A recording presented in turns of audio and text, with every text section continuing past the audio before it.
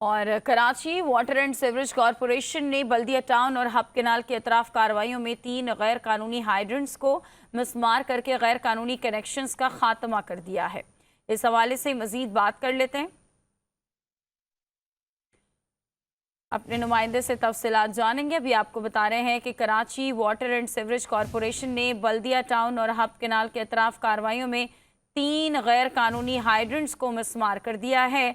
इस बारे में मजीद तफसीलात जान लेते हैं। हमारे नुमाइंदे तलहा मखदूम हमारे साथ मौजूद हैं। तलहा, आगाह कीजिएगा, ये ऑपरेशन कहाँ कहाँ किया गया?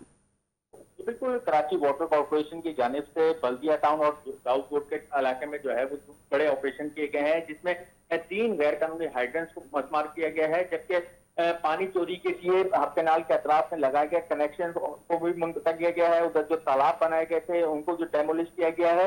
इसके साथ ही टैंकर जो गैर कानूनी रास्तों से जिन रास्तों से पहुंचते थे हब कैनाल के अतराफ जहां से पानी चोरी किया जाता था, उन रास्तों को भी सील कर दिया गया है। इस दौरान जो है वो सिक्योरिटी जो डिपार्टमेंट है वाटर बोर्ड का, इसने इस ऑपरेशन में हिस्सा लिया है, जबकि एसडीएम जो डिपार्टमेंट है उसकी जानिब से भी ऑपरेशन में हिस्सा लिया गया।